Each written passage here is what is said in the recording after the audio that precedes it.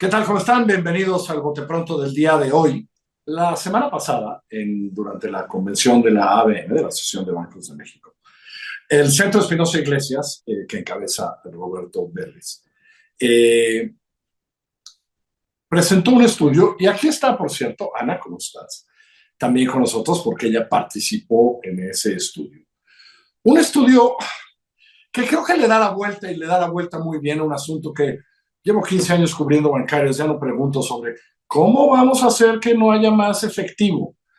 Y un poco lo que dice este estudio, ok, el efectivo por supuesto que es el problema, pero es un problema que afecta algo que todos van en los discursos y dicen que queremos corregir, que es la movilidad social, es decir, bienestar, etcétera, etcétera. Entonces, ya me lo leí completo. Creo que es momento de, ¿quién quiere empezar? Que nos expliquen esta relación entre las dos cosas que me parece tan importante, porque hasta que no acabemos con el uso efectivo, la movilidad social va a ser muy difícil. Tú y yo hemos platicado mucho sobre ese tema de movilidad social y esta pregunta básica que nos hacemos de si el origen es destino para las personas, ¿no? Y entonces, digamos, si la ruleta de la vida te lleva a un origen más o menos estándar en el contexto mexicano, pues te lleva a una situación de desventaja socioeconómica.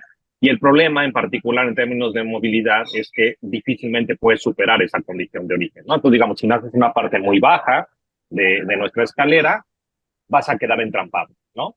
Y pasa más o menos lo mismo en la parte alta de la escalera social, y no es que estemos hablando, digamos, del 1% más alto, ¿no? Estamos hablando del 20% más alto, y también es como un espejo, ¿no? Si la cigüeña te coloca ahí, difícilmente vas a caer, ¿no? Y entonces, este discurso de el mecanismo de la movilidad social, cómo construyes el sueño mexicano al estilo haciendo analogía al sueño americano, eh, no únicamente tiene que ver en cuál es el sueño, sino cuáles son los mecanismos que requieres para alcanzarlo, ¿no? Y aquí, como también sabes, y por varias razones del nombre del centro, y unimos los dos temas, ¿no? Es decir, movilidad social, que es el que hemos trabajado desde hace 20 años, desde la fundación del centro, y el otro gran tema que hemos trabajado desde su fundación, que es tema banca, tema financiero, ¿no? Y entonces, cómo en este caso en particular la inclusión financiera, cómo el sistema financiero se puede constituir en un mecanismo para que estos entrampamientos, sobre todo en la parte baja de la escalera social, dejen de serlo, ¿no? Y que la inclusión financiera, en este caso en particular, se constituya en un mecanismo que impulse a la población hacia arriba. Sí, yo decía el uso efectivo porque me parece que están profundamente relacionados, ¿no? Cuando uno ve los números de la cantidad de compras que se hacen en efectivo, abajo de 500 pesos, arriba de 500 pesos, etcétera, etcétera, es claro, pues esta gente, la gente que eso hace no tiene por qué tener una cuenta de banco, ni acceder a un crédito, ni etcétera, etcétera, y así llevamos mucho tiempo. Pero Ana, explícanos un poco más esta relación. ¿Por qué sirve estar en el sistema financiero para empezar a corregir el problema de movilidad social? Gracias, Carlos. Sí, creo que algo, y me gusta que empieces con el tema del efectivo porque creo que es la punta del iceberg, ¿no? Al final de cuentas, a lo largo de nuestra vida tenemos necesidades financieras y la realidad es que la mayoría de los mexicanos, en todos los sectores socioeconómicos, en todos los deciles que usamos para medir, por ejemplo, movilidad social, están acudiendo en gran parte a productos informales, ¿no? Al final de cuentas, la necesidad es, tengo que transaccionar, tengo que pagar productos, tengo que poder surtir mi negocio, etcétera, y podemos usar el efectivo o podemos usar algún medio de pago pues más sofisticado, ¿no? Desde una tarjeta de débito hasta una transferencia electrónica, y creo que es un buen caso porque muestra el estado real de la inclusión financiera en México. Lo importante es si realmente las estrategias que están usando las personas para solventar esas necesidades financieras son las más útiles o son las óptimas y si realmente nos están permitiendo aprovechar, por ejemplo, nuestro tiempo de una mejor manera, que tiene que ver con la transaccionalidad, o nos están permitiendo salir de baches económicos cuando tenemos gastos inesperados de salud o tenemos alguna oportunidad para invertir en nuestro negocio. Y la respuesta se ve mucho en este nuevo estudio. Y si bien llevábamos mucho tiempo sabiendo que variables como la educación, en dónde vives, describes, ¿no? El norte contra el sur, de nuevo, esta separación, qué tipo de trabajo tienes. Lo que pudimos encontrar en este estudio fue, número uno, que efectivamente lo intuíamos, pero la inclusión financiera tiene un efecto en el bienestar de los hogares, al nivel de que si tus padres tuvieron un producto financiero, tu probabilidad de subir en la escalera de movilidad social de manera ascendente se multiplica por 3 contra alguien en un hogar en donde no había esos productos. Entonces, por primera vez estamos empezando a poderle poner cifras claras a esta hipótesis de que la inclusión financiera es buena. Pero efectivamente lo que tú dices, lo que no hemos sido capaces de resolver es para qué tener estos productos financieros. ¿Cómo logramos que las personas superen esas barreras? Encontramos también, por ejemplo, que la exclusión financiera se hereda. El 80% de los hijos cuyos padres no tuvieron productos financieros no lo van a tener. Y encontramos algunas pistas interesantes de hábitos y conductas que se están transmitiendo, por cierto, de manera desigual a los hijos que a las hijas, que inciden a lo largo de la vida de las personas en su capacidad de tomar decisiones financieras. ¿Tenemos ejemplos de otros países que hayan logrado corregir esos asuntos de inclusión financiera que tienen que ver con la informalidad, etcétera, para empezar a impactar en términos de movilidad social? Bueno, ahí Ana puede profundizar, pero sí, efectivamente tenemos casos a nivel internacional donde, por ejemplo, tú puedes controlar por nivel educativo, ¿no? Y en países con nivel educativo promedio más bajo que el caso mexicano, tienen niveles de penetración más alta, ¿no? Y cuando digo penetración es no nada más la tenencia, sino, como decía Ana, el uso, ¿no? Y esto, una manera en que nosotros identificamos que debe irse corrigiendo es tomar en cuenta el componente intergeneracional, ¿no? O sea, una cosa, porque el estudio lo que hacemos es, tú sabes que se basa en esta encuesta que hacemos cada 6 años, encuesta de Universal en México, y lo dividimos en dos partes. Una es, primero, saber quién está incluido financieramente a través de esta aproximación burda que hacemos de la inclusión financiera, pero dos es cómo se correlaciona con el nivel de inclusión financiera que había en el hogar de origen, ¿no?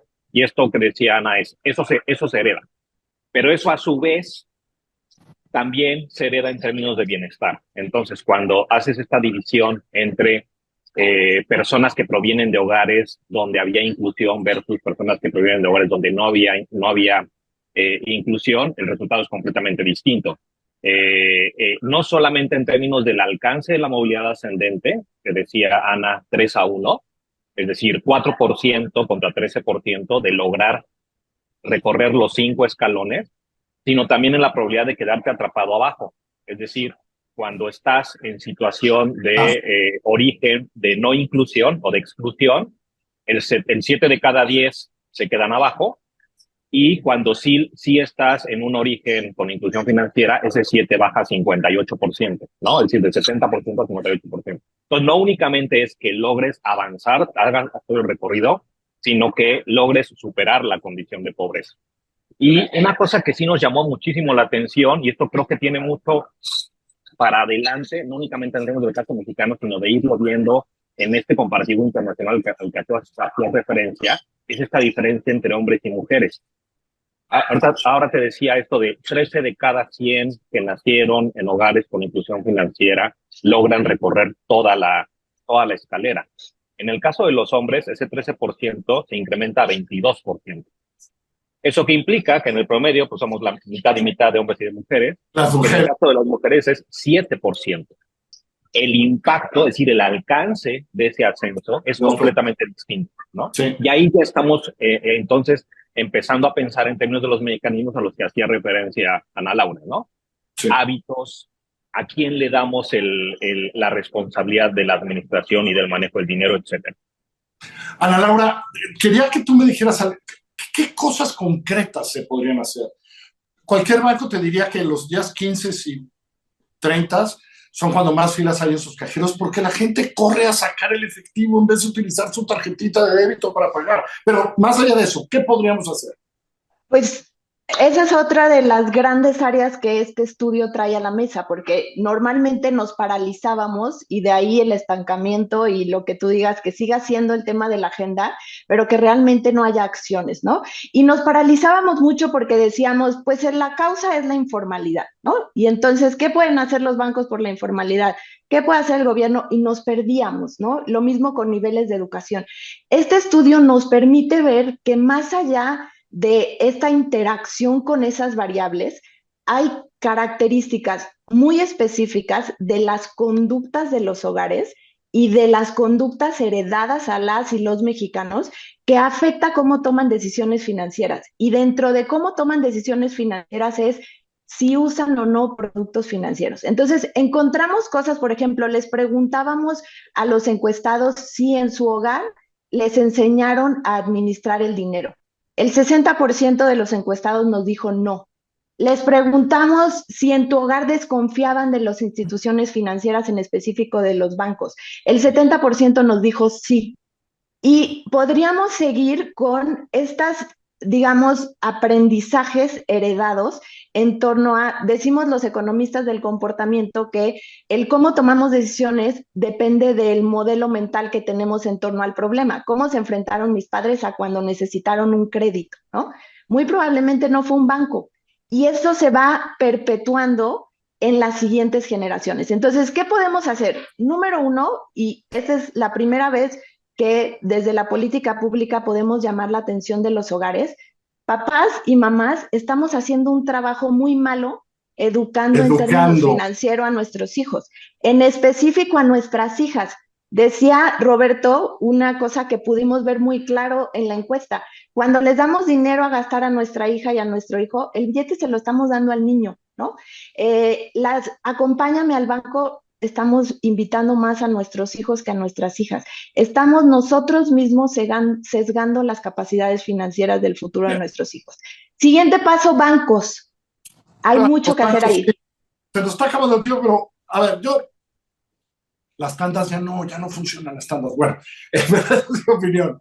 El estudio, hemos puesto a lo largo del tiempo algunas fotos del estudio, pero sobre todo creo que vale la pena esta liga. Me encanta que Ana haya empezado con educación financiera. Y luego, claro, los bancos van a tener que hacer sus cositas. Espero que se puedan hacerlas. Gracias, Roberto. Gracias, Ana. Gracias a ambos. Gracias.